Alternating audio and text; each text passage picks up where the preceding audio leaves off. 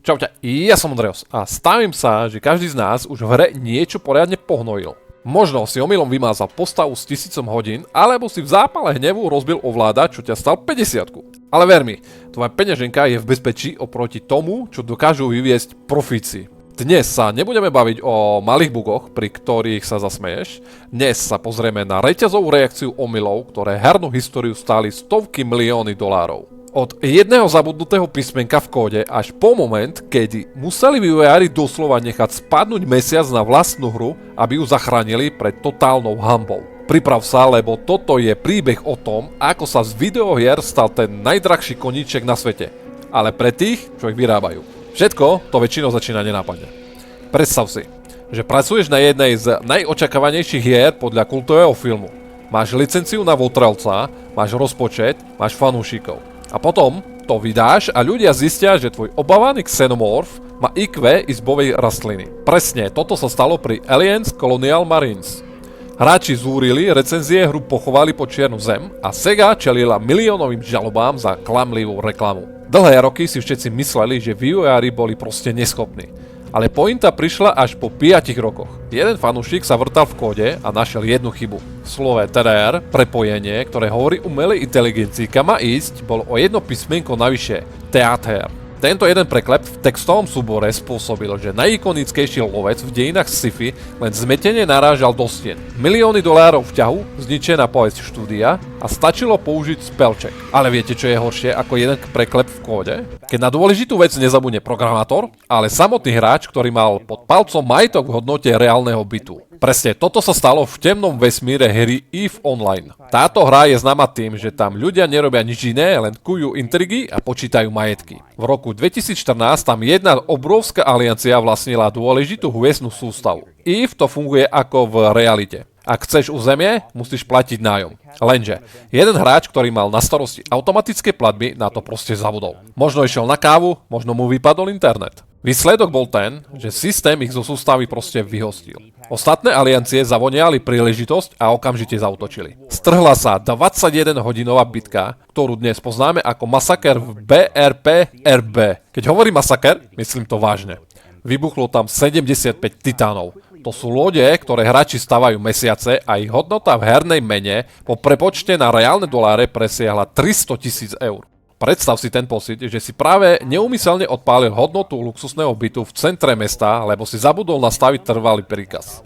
No kým v EVE Online išlo o peniaze hráčov, existujú momenty, kedy chyba v kóde neohrozila peňaženky, ale životy, teda tie virtuálne. Ak si myslíš, že boj o sústavu je chaos, tak si nezažil rok 2005 vo World of Warcraft. Blizzard vtedy vypustil nového bossa, ktorý mal kúzlo Corrupted Blood. Malo to byť len dočasné oslabenie postavy v dungeone. Lenže vývojári zabudli na malý detail, na zvieratka lovcov. Keď hráč odvolal nakazeného peta a neskôr ho vyvolal uprostred preplneného mesta, nakaza sa začala šíriť ako blesk. Mesta ako Ironforge boli v priebehu hodín pokryté kostrami hráčov. Postavy na nízkom leveli zomierali v sekunde po respawne. Bol to digitálny mor, ktorý Blizzard nevedel zastaviť. Hráči museli ísť do karantény, iní sa schválne snažili nakaziť ostatných. Stalo to obrovské množstvo času a úsilia programátorov, kým hru vyčistili.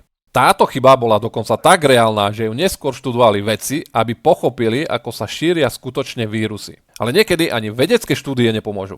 Ak je chyba v samotnom produkte taká veľká, že ju musíš doslova zakopať pod zem.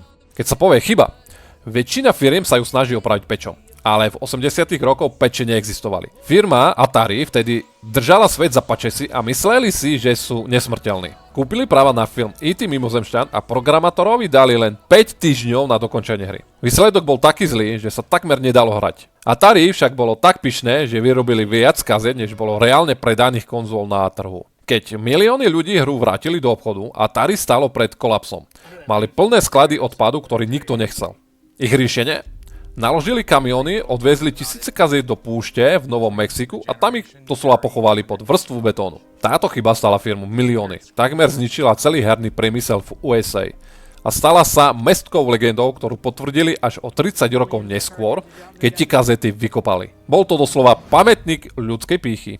Ale ak si myslíte, že zakopanie hry je extrém, počkajte, čo robili Japonci, keď pochopili, že ich vlajková loď potápa celú firmu.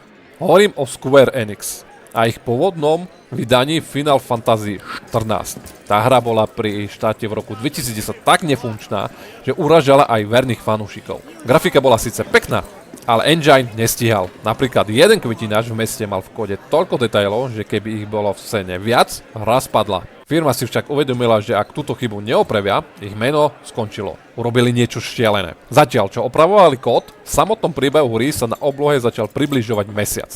Hráči z hrôzou sledovali, ako sa každým dňom zväčšuje, až nakoniec v epickom videu dopadol na zem a zničil celý herný svet. Servery sa vypli. A o pár mesiacov neskôr vyšla nová verzia Realm Reborn. Stalo ich to neskutočné milióny dolárov a roky práce naviac, ale bola to jediná chyba v tomto zozname, ktorú sa podarilo premeniť na víťazstvo. Takže, keď na budúce hre urobíte chybu, spomente si na týchto gigantov.